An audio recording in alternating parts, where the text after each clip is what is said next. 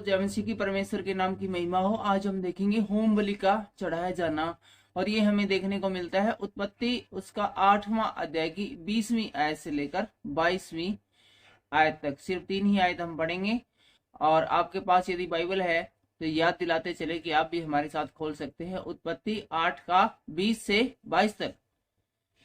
हमेशा की तरह सबसे पहले हम इन चंद आयतों को उर्दू में पढ़ेंगे और फिर इसको हिंदी में पढ़ते हुए एक्सप्लेन करने की कोशिश करेंगे। 3 से 4 मिनट के इस वीडियो को बीच में छोड़कर मत जाइएगा। पूरा वीडियो मतलब पूरी ब्लेसिंग। शुरू करते हैं उर्दू में पढ़ना, और उर्दू में इसका शीर्षक रहेगा शौकतनी कुर्बानी गुजरानन। दोबारा पढ़ेंगे, शौकतनी कुर्बानी गुजरानना।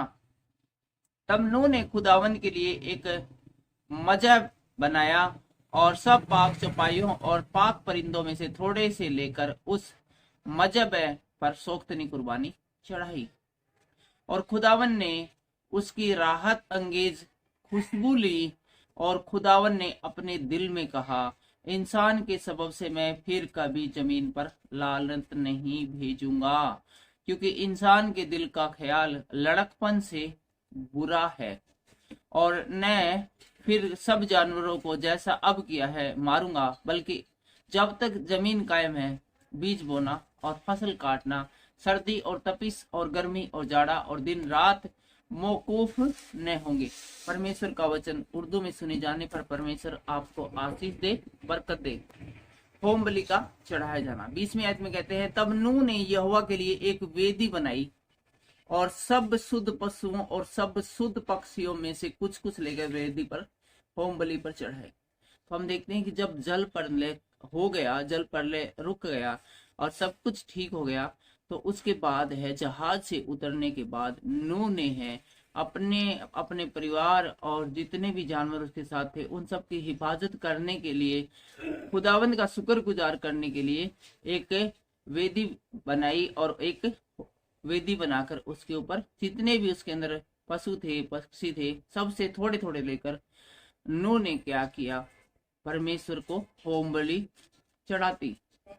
और इस पर यहोवा ने सुगंध दुख पाकर सोचा, और जब परमेश्वर के सामने जो होम बलि चढ़ाई गई नूह की, और इसका जब खुशबू पहुंचती है, इसकी जो मुकार जो पहुंचती है परमेश्वर के पास में, तो परमेश्वर इस बारे में सोचता है, जो जल प्रलय किया इसके बारे में विचार करता है और कहता है, मनुष्य के कारण मैं फिर कभी भूमि को साफ न दूंगा।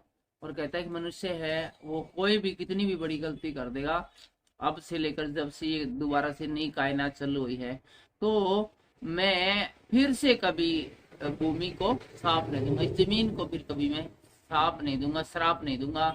यद्यपि मनुष्य के मन में बचपन से जो कुछ उत्पन्न होता है वह बुरा ही होता है। परमेश्वर भली भांति जानता है कि मनुष्य को जब जन्म ले लेता है ना, उसी समय से वो सबसे पहले सोचेगा बुरा, सोचेगा सबसे ज्यादा, सोचेगा बुरा सोचेगा, और सबसे ज्यादा जो कुछ करेगा वो बुराई ही करेगा। और कभी कभी तो ऐसा लगता है कि मनुष्य जो है वो परमेश्वर की स्तुति आराधना करने के लिए नहीं बल्कि बुराई करने के लिए ही उत्पन्न हुआ है। और तो भी जैसा मैंने सब जीवों को अब मारा है वैसा उनको फिर कभी न मारूंगा। और परमेश्वर ने कहा कि फिर भी चाहे कितनी भी मनुष्य इस पृथ्वी के ऊपर बुराई करे और कितने बुराई करे, तो भी जिस प्रकार से मैंने इस पृथ्वी को समाप्त किया है, इस प्रकार से पूरी पृथ्वी को आज के बाद अब के बाद में जब तक ये कायनात बनी रहेगी, जब तक ये पृथ्वी बनी रहेगी, मैं इस प्रकार से जल प्रलय के द्वारा समाप्त नहीं करूंगा। अब से जब तक पृथ्वी बनी रहेगी तब तक क्या लिखा है, धोने और काटने के समय ठंड और तपन, धूप काल और शीतकाल और दिन और रात निरंतर होती रहेगी। और परमेश्वर ने कहा कि अब से लेकर बोने और काटने के समय और शीतकाल, धूप काल, बरसात, जो भी ऋतुएं होती है वे सारी ऋतुएं अपने ठीक समय पर हुआ करेगी। और आज के इस प्रैक्टिकल वीडियो में सिर्फ इतना ही। इस वीडियो में हमने देखा कि जब जल प्रलय आया और जल प्रलय समाप्त हो गया, उसके बाद नूह ने अपने और उन जानवरों को जो उसके साथ थे उनको जो परमेश्वर ने बचाया उसके लिए एक होम बलि चढ़ाता है। और होम बलि की खुशबू पाकर परमेश्वर है ये वादा करता है नूह से कि आइंदा से फिर कभी वो जैसे जल प्रलय के द्वारा इस बार पृथ्वी को समाप्त किया है, इस प्रकार से कभी भी पृथ्वी को समाप्त नहीं करेगा। और समय पर, सही समय पर जो भी ऋतुएं होती है, बरसात है, सर्दी है और जाड़ा है और जो जितनी गर्माई है, ये सारी ऋतुएं अपने ठीक समय पर हुआ करेगी और सब कुछ इस पृथ्वी के ऊपर सही चलता रहेगा। मैं इस प्रकार से जैसा अब किया है जल प्रलय का, दोबारा फिर कभी नाश नहीं करूंगा। आज के इन वचनों के द्वारा परमेश्वर हमें आशीष दे, बरकत दे। सबको जय मसीह की, जय हिंद।